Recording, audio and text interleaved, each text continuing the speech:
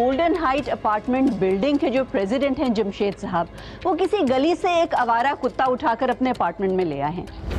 Sir, issue ये है कि उस बिल्डिंग के बायलॉज के मुताबिक आप अपने अपार्टमेंट में पेट्स नहीं रख सकते। अब एक तो इन बायलॉज की खुलेआम जमशेद साहब खिलाफ वर्जी कर रहे हैं। सर, जब बिल्डिंग के रिहायशी जमशेद साहब से शिकायत करने गए तो उल्टा जमशेद साहब ने तो उन पर गुस्सा किया और मारपीट करनी शुरू कर दी। सर, उनका कुत्ता आवारा है, सारा दिन या तो भौंकता है या रोता है, जिसकी वजह से रिहायशी शदीद परेशान हैं। स्टूडेंट्स बेचारे पढ़ाई नहीं कर सकते, छोटे बच्चे सो नहीं सकते और जो बीमार हैं वो आराम नहीं कर सकते। सर, मैं खुद उस बिल्डिंग में रहती हूँ और आप यकीन करें कि मैं जो अपनी केस फाइल साथ लेकर गई थी ऑफिस से स्टडी करने के लिए, मैं भी नहीं काम कर सकी। सर, आपकी अदालत में हमने जो 22A के तहत पिटीशन दायर की है, उसके तहत आपसे दरख्वास्त है कि पुलिस को हुक्म दिया जाए कि जमशेद साहब के खिलाफ कार्रवाई की जाए।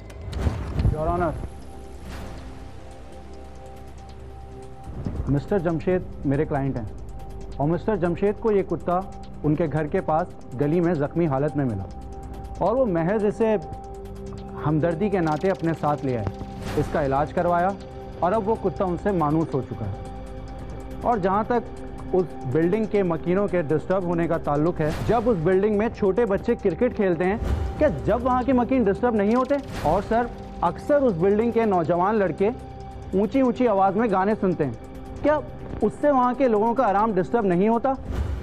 सर, मसला तो ये है कि इनके क्लाइंट का कुत्ता सिर्फ भौंकता नहीं है सर, वो काटता भी है। और योर ऑनर, हमें तो ये भी नहीं पता कि इस आवारा कुत्ते की वैक्सीनेशन भी कराई गई है या नहीं।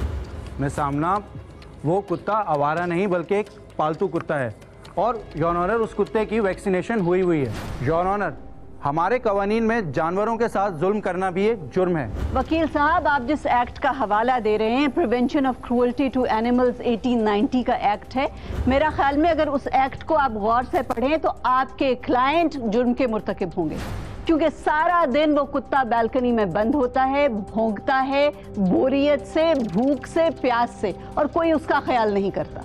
उस कुत्ते की भलाई तो इसी में है कि आप अपने क्लाइंट को मशवरा दें कि उसे किसी एनिमल शेल्टर के हवाले कर दें। योर ऑनर, असल मसला ये नहीं है।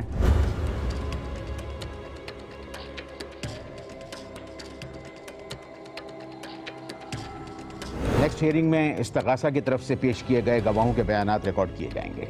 ये अदालत 15 दिन के लिए मुलतवी की जाती है। ये तौसीफ साहब फिर से क्या कर रहे हैं यहाँ पर? मैडम, वो सुबह से आए हुए हैं और वो कह रहे हैं कि 2 मिनट के लिए मिल लें, लेकिन मिल के जाएंगे वो। मैं भी सुबह से काम कर रही हूँ, मगजमारी करके आई हूँ, एक कुत्ते की पेशी निपटा कर आई हूँ। मैं अभी इनको नहीं हैंडल कर सकती। मैडम, मिल लें अगर तो वो चले जाएंगे इसके बाद। तुमसे भी ना लोग नहीं संभाले जाते, जाओ बुलाओ। वालेकुम सलाम, तशरीफ रखिए। कॉफी का कहा है? जी मैम। देखें तौसीफ साहब, आप बार बार जहमत करते हैं, मुझे भी शर्मिंदगी होती है। आपका केस मैंने पिछली दफ़ा भी सुन लिया था। देखें, आपकी बेगम आपके साथ रहना ही नहीं चाहती तो हम लोग क्या मदद कर सकते हैं? आपका केस बहुत कमज़ोर है। मैं माजरत चाहता हूँ मैडम, मैं आपको बहुत परेशान करता हूँ, लेकिन आपके अलावा इस दुनिया में मेरी कोई सुनता भी तो नहीं है। देखें, मैं एक बार फिर कह रही हूँ, आपकी बेगम आपसे खुला लेना चाहती हैं। काम काज आप करते नहीं हैं, उसके पास वजूहात काफ़ी स्ट्रॉन्ग हैं आपसे खुला लेने की। हम क्या कर सकते हैं आपके लिए? मैडम,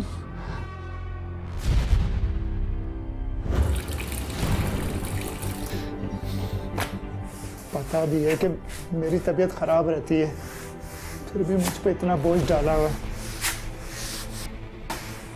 फिर भी कैसे मरों के तरीके से काम करता है, कब से लगा हुआ पोछा फेरने। अरे जायदा, तुझे पता भी है कि मैं पोछा लगा रहा हूँ, फिर भी फर्श गंदा कर दिया।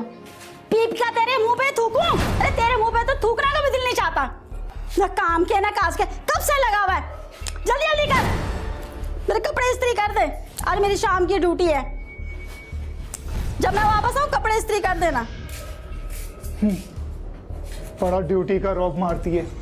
अरे वो वक्त भूल गई जब मैं सारे घर के लिए मजदूरी करता था और बिठा कर खिलाता था। अब्बा, मेरी शर्ट का बटन टूट गया है, इसको जल्दी से लगा दो, मुझे काम से जाना है। अबे मैं बटन लगा दूं? अबे ये औरतों के काम होते हैं बेटा, जा जा जाके अपनी माँ से लगवा ले, जा। अबे तो अब्बा, तुम ही हो ना हमारे घर की औरत, तुम ही तो करते हो घर का सारा कामकाज। मेरी माँ तो बाहर जाके मर्दों की तरह नौकरी करती है। अब इसको जल्दी से बटन लगा दो, वरना अम्मा को शिकायत कर दूंगा तुम्हारी मैं। अबे अच्छा नाराज क्यों हो रहा है? लगा देता हूँ, अभी लगा देता हूँ। जल्दी लगाओ।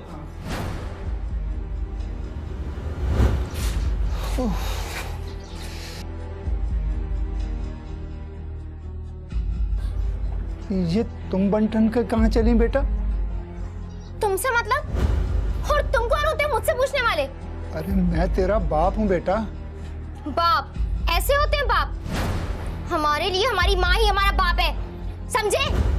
और ये मुझसे ना फिजूल के सवाल ज्यादा मत किया करो। मेरे घर में तो उल्टी गंगा बहती है। मेरी बीवी एक अस्पताल में नर्स की मुलाजमत करती है और उसी की तनख्वाह से घर चलता है। मैं तो घर की औरत बनकर रह गया हूँ। अगर इसके बावजूद मैं अपने बीवी बच्चों को साथ रखना चाहता हूँ। हालांकि मुझे अपनी बीवी जायदा से जान का भी खतरा है। मुझे तो कभी कभी डर लगता है कि मुझे जायदा कहीं जान से ही ना मार दे, क्योंकि मेरी बीवी जायदा को महल्ले के एक लड़के फवाद ने भड़का रखा है। परसों फिर पेशी है। अगर उस दिन मेरे साथ कोई वकील ना हुआ तो जायदा का वकील जायदा के हक में ये फैसला करवा लेगा और फिर फौर उसका मुंह बोला भाई मुझे लात मार के घर से बाहर निकाल देंगे, मेरे मकान पे कब्जा कर लेंगे। मैडम मेरी मदद कीजिए। मैडम मेरे पास ये कुछ जमा पूंजी है, इसे कबूल कर लें मैडम। तौसीफ भाई क्या बात कर रहे हैं आप? पैसों का मसला नहीं है ये, आप रखें अपने पास, रखें। रोने की जरूरत नहीं है। देखिए पैसों की वजह से मैं नहीं कह रही। अच्छा कब है आपकी पेशी? परसों है मैडम, परसों। आप शहरोज को अपना सारा केस बताइए, शहरोज इनसे डिटेल्स लें, मैं आपकी तरफ से पेश हो जाऊंगी। आप बस छोड़ दें, आप ना परेशान हो।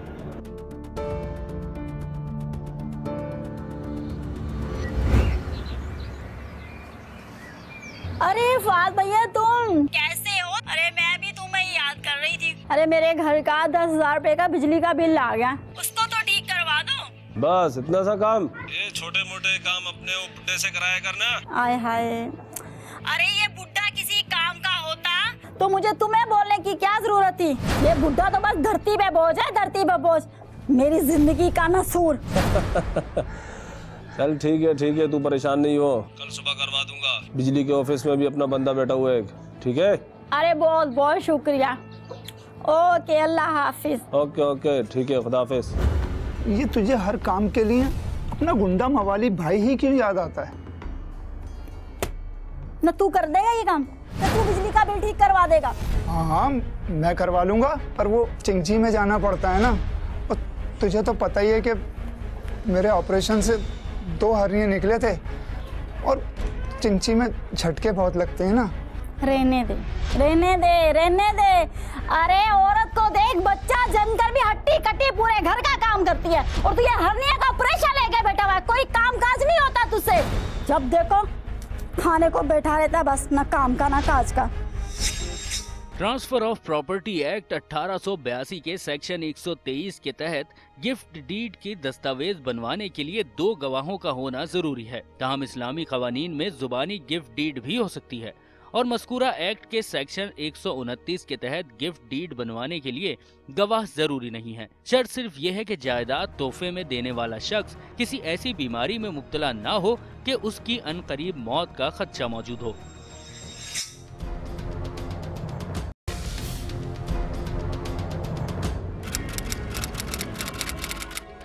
मिस्टर तौसीफ, आज भी कोई आपकी तरफ से वकील पेश हो रहा है या नहीं? सर तौसीफ साहब को मैं रिप्रेजेंट कर रही हूँ। ओके, मुकदमे की कार्रवाई शुरू की जाए। योर ऑनर, जब एक औरत अपने शौहर से तलाक का मुतालबा करे और उसका शौहर उसे तलाक देने पर राज़ी ना हो, तो ऐसी सूरत में औरत को खुला लेने का पूरा हक हासिल है। और वैसे भी योर ऑनर, जबरन और ज़बरदस्ती कोई रिश्ता कायम नहीं रखा जा सकता। लिहाजा मैं मौजूद अदालत से दरख्वास्त करूँगा कि वो हक और इंसाफ का फ़ैसला सुनाते हुए मेरी क्लाइंट जाहिदा बीबी को खुला की डिग्री जारी करें। मैं जाहिदा बीबी को कटहरे में बुलाने की इजाज़त चाहूँगा ताकि वो अपना मौक़िफ़ बयान करें कि आखिर वो क्यों तौसीफ़ के निकाह में रहना नहीं चाहती। इजाज़त है। जी ज़ाहिदा बीबी, आज आप जज साहब को फिर बता दीजिए कि आखिर आप तौसीफ़ के निकाह में क्यों नहीं रहना चाहती। जज साहब, क्योंकि इनकी ज़्यादतियों से मैं परेशान हो चुकी हूँ। जो उम्र मेरे बच्चों की मेरे प्यार की, मेरी शफ़क़त देने की थी, उस उम्र में मैं अपने बच्चों को घर में छोड़कर इस इंसान की वजह से नौकरियों में पड़ गई। मेरी जवान बेटी है, उसकी शादी भी करनी है। कल को क्या बोलूंगी मैं अपने दामाद को, और क्या सब ले गए।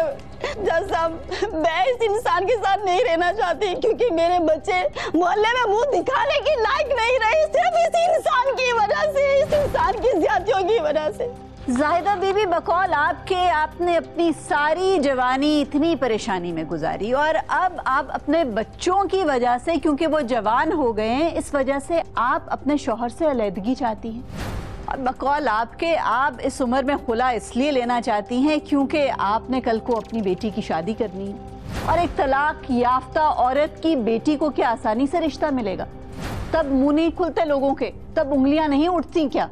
खुला लेने का मकसद कुछ और है। आप जो अदालत में वजूहात बता रही हैं वो सरासर झूठ है। योर ऑनर, इस खातून की खुला लेने की वजूहात ही कुछ और है। योर ऑनर, हकीकत क्या है उसके लिए मैं चाहूंगी कि मेरे क्लाइंट तौसीफ साहब अपना बयान कलमबंद करवाएं। इजाज़त है। तौसीफ साहब, अभी अभी आपकी बेगम ने अदालत में आके ये बात बताई है कि आप अपने घर की मुआशी जिम्मेदारी ठीक तरीके से नहीं निभा रहे थे, इसलिए वो आपसे खुला लेना चाहती हैं। क्या हकीकत है? जज साहब, मैं ऑपरेशन से पहले एक एसी प्लांट में काम करता था, लेकिन जब से मेरा ऑपरेशन हुआ है मैं वजन उठाने के काबिल नहीं रहा। लेकिन चूंकि मैं रंगो रोगन का काम भी जानता हूं, इसलिए जब भी काम मिलता है मैं दिहाड़ी लगा लेता हूं। असल में मेरे काम ना करने का तो एक बहाना बनाया गया जज साहब, जायदा और इसका मुंह बोला भाई, बल्कि मैं तो इसे यार ही कहूँगा। जज साहब, ये सारी साजिश इसी की तैयार की हुई है। जायदा तो बिला वजह इसकी बातों में आ गई है, वरना जायदा ऐसी नहीं है। जज साहब, तौसीफ साहब, जरा अदालत को खुलकर बात बताएं। आप बताएं किस साजिश का जिक्र कर रहे हैं? फवाद ये चाहता है कि मैं जायदा को तलाक दे दूं, ताकि ये दोनों मिलकर मुझे मेरे ही घर से लात मारकर बाहर निकाल दें। I object your honour. Tauseef साहब सयाक व सबाक से हटकर बेबुनियाद और बेसरोपा बातें किए जा रहे हैं। इन बातों का इस केस से कोई ताल्लुक ही नहीं है। वकील साहब, इन बातों का इस केस से ही ताल्लुक है। मेरे क्लाइंट अदालत में ये बात वाजे करना चाहते हैं कि खुला की ये डिमांड किस वजह से की जा रही है, असलियत बताना चाहते हैं अदालत में। Objection overruled. मिस्टर तौसीफ, आप अपना बयान जारी रखें। हाँ, तो मैं क्या बता रहा था? आप अपने घर की बात बता रहे थे। हाँ, मैं बता रहा था जज साहब कि मैं जिस मकान में रहता हूँ मेरे अब्बा मरहूम का है, और जायदा ने अपने पालतू गुंडों के साथ मिलकर वो मकान पे कब्जा कर लिया है। जज साहब, ये लोग मुझे मेरे ही घर से बेघर करना चाहते हैं। योर ऑनर, तौसीफ साहब सरासर झूठ बोल रहे हैं। ये हकीकत है कि पहले ये मकान इनके नाम पे था, लेकिन बाद में मेरी क्लाइंट जाहिदा बीबी ने इनसे मकान खरीद लिया है। नहीं जज साहब, खरीदा नहीं किया है, बल्कि बंदूक की नोक पर मुझसे जबरदस्ती मकान कब्जे में किया गया है। ये तू इसके साथ कहाँ जा रही है? हमने तुम भी चल रहे हो साथ में। क्या मतलब? पर मैं क्यों साथ चलूं? अरे क्या मुझे किसी वीराने में मार मूर कर फेंकने का इरादा तो नहीं कर लिया? अबे हट, मरे हुए को क्या मारेंगे हम तो रजिस्ट्रार के ऑफिस में जा रहे हैं मकान के सिलसिले में। नहीं, मैं कहीं नहीं जाऊंगा। मुझे तो कोई गड़बड़ लग रही है। हो बड़े मियाँ, तुम अपना मकान बेच रहे हो भी पूरे 10 लाख में, और हाँ, तुम्हें बीच में 1 रुपये भी नहीं मिलेगा। अच्छा, तो अब मेरी समझ में आई, तूने ही जाहिदा को ये पट्टी पढ़ाई होगी। अरे हमारे मकान पे कब्जा करना चाहता है, तू समझ क्यों नहीं रही है? मकान बंद कर दे अपना, यही टपका दूंगा तेरे को। चल हमारे साथ। चलना सीधे से। मिस्टर तौसीफ, आपने कहा कि ये जो सेल एग्रीमेंट है इन्होंने गन पॉइंट पे करवाया है, तो क्या आपने कोई थाने में कंप्लेन की थी? क्या कंप्लेन करा था जज साहब? मैंने इतनी कोशिश की, इतनी भाग दौड़ की, मगर इस गुंडे के ताल्लुकात ही इतने हैं कि मेरी कहीं सुनवाई नहीं हुई। जाहिदा ने मेरा मकान अपने गुंडों की मदद से अपने नाम जबरदस्ती करवा लिया, मगर मैंने अपनी बच्ची का घर बर्बाद होने से बचा लिया। आइए आइए साहब, आइए। देखिए साहब, गिरफ्तार कर लीजिए इन सबको। ये लोग मेरी नाबालिग बच्ची का निकाह इस गुंडे मवाली के साथ कर रहे हैं। बात सुने बीबी, क्या आपको मालूम नहीं 18 साल से कम उम्र लड़की का निकाह जुर्म है? पर साहब मेरी बेटी तो 18 साल की हो चुकी है। मैं साहब को बेफारम दे चुका हूँ। 1998 के मुताबिक मेरी बेटी 16 साल की होती है। तौबा तौबा। रुके जी रुके मौलवी साहब, अब आप लोग ये सफाइयाँ जो है ना अदालत में पेश कीजिएगा। हथकड़ियाँ डालो है मौलवी को, दूल्हे को और दुल्हन की माँ को। एक मिनट बादशाहो, SHO से बात कराता हूँ तुम्हारी में। DSP तारिक महमूद मामू है मेरा, 1 मिनट सब्र कर। मिल गया तुम्हें सुकून? यही चाहते थे ना तुम? और रुके जी रुके, ये फोन शून अभी थाने में जाके कीजिएगा। थोड़ी जाती है इससे।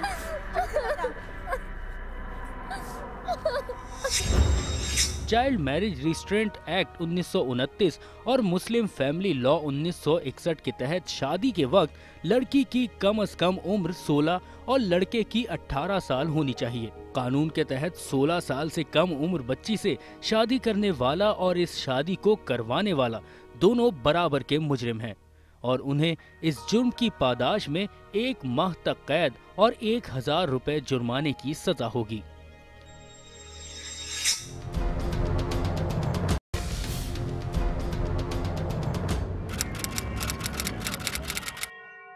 उस दिन तो पुलिस सबको गिरफ्तार करके ले गई थी, लेकिन फवाद अपने असर और रसूख इस्तेमाल करते हुए वापस आ गया। मैं आपसे इल्तिजा करता हूं जज साहब कि जाहिदा को खुला ना दीजिए, क्योंकि अगर आपने इसे खुला दे दी तो ये मेरी बच्ची की शादी इस गुंडे मवाली के साथ कर देगी और ये लोग मेरे घर पे काबिज हो जाएंगे और मुझे दर दर की ठोकरें खाने पे मजबूर कर देंगे जज साहब। योर ऑनर, मैं तौसीफ साहब से जरा करने की इजाज़त चाहता हूँ। इजाज़त है। अच्छा तौसीफ, एक बात बताओ मुझे, कागजात की रूह से ये मकान तुमसे जाहिदा बीबी ने 7 लाख रुपए में ख़रीदा है। तुमने ये कहा कि तुमसे ये मकान ज़ोर ज़बरदस्ती करके अपने नाम करवाया उन्होंने, तो इसका कोई गवाह, कोई सबूत तो होगा तुम्हारे पास? कागजात की रूह से ये मकान जाहिदा बीबी ने तुमसे 7 लाख रुपए का खरीदा है और तुम कहते फिर रहो कि तुमसे जबरदस्ती कागजात पे दस्तखत करवा लिए।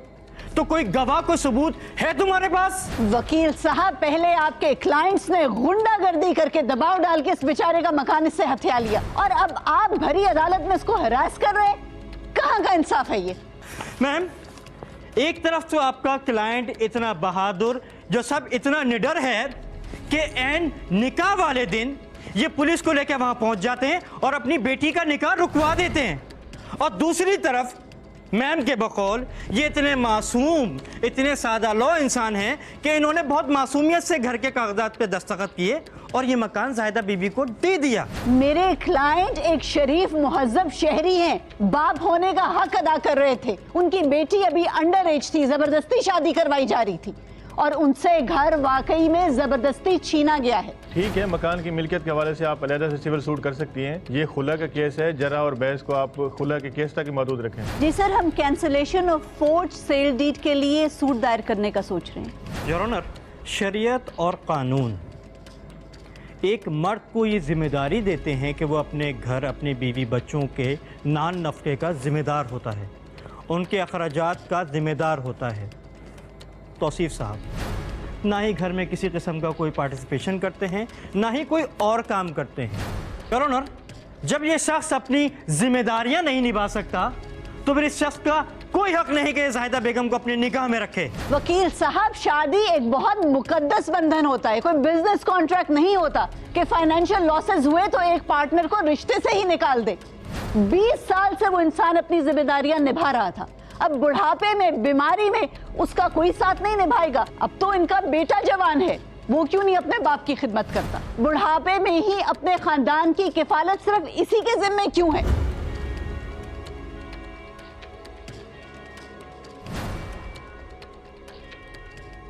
अदालत का वक्त खत्म होता है, आप अगली पेशी पर जरा कर लीजिएगा। इस केस की समाअत 15 दिन के लिए मुलतवी की जाती है। रिजवान सर, आपने मेरे साथ ये ठीक नहीं किया। अगर आप तौसीफ का केस नहीं लेती तो फैसला मेरे हक में हो जाता। अच्छा नहीं किया आपने ये। बीबी, आप ऐसे मेरे ऑफिस में बगैर पूछे अंदर कैसे आई हैं? और आपने जो बात करनी है अपने वकील से जाके करें। चले जाएं यहाँ से। ये भरमबाजी जो है ना, महंगी भी पड़ सकती है आपको। मेरे ऑफिस में आके आप लोग मुझे धमकी दे रहे हैं? निकले यहाँ से। चलो उस गार्ड को बुलाओ। निकले यहाँ से। जा रही हूँ। क्या लगता है आपको आप मकान हथिया लेंगी? इतना आसान नहीं है मुझसे मकान लेना। बहुत महंगा पड़ेगा आपको। निकले बाहर। गार्ड लेके जाए इनको बाहर। बहुत महंगा पड़ेगा आपको ये केस। ये बगैर परमिशन के अंदर कैसे आए हैं? मैं पता करता। रिसेप्शन पे बात करो जाके।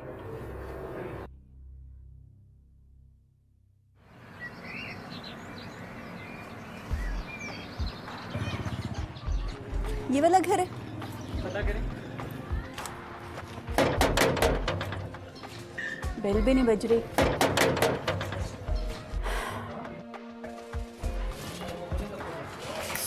बेल तो स्टक है।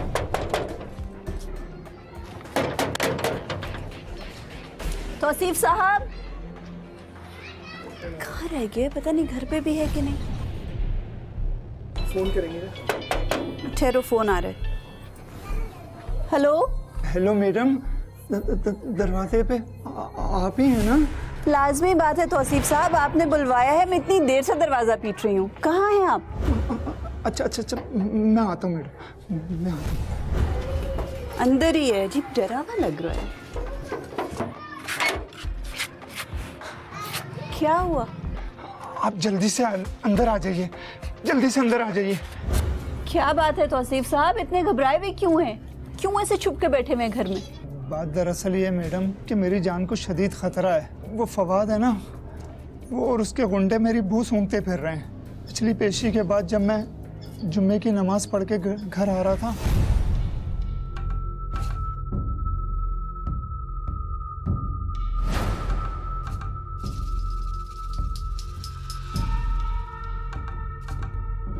अरे बंदा आज से काम पूरा कर। अस्सलाम वालेकुम।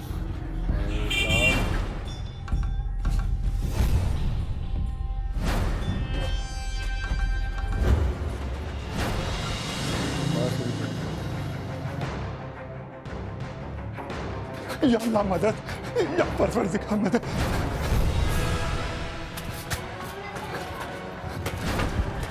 या अल्लाह मदद।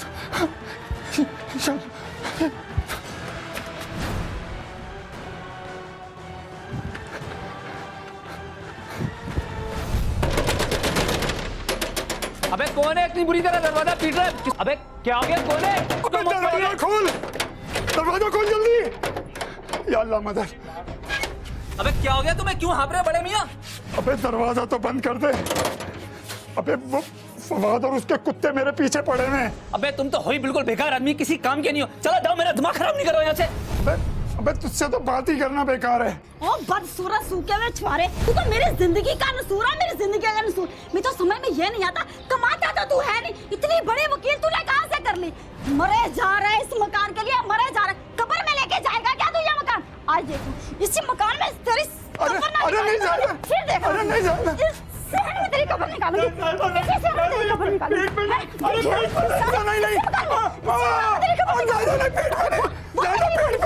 अरे ये मर गया, मेरा ऑपरेशन हुआ था। बाप बेटियों को रुखसत करवाते, यूं पुलिस बुलवा के इनकी शादियां नहीं रुकवाते। अरे बेगैरत इंसान है ये, बेगैरत इंसान है, इसीलिए तो खुला ले रही हूँ मैं इससे। अरे मेरी किस्मत खराब थी जो मैंने इससे शादी कर ली।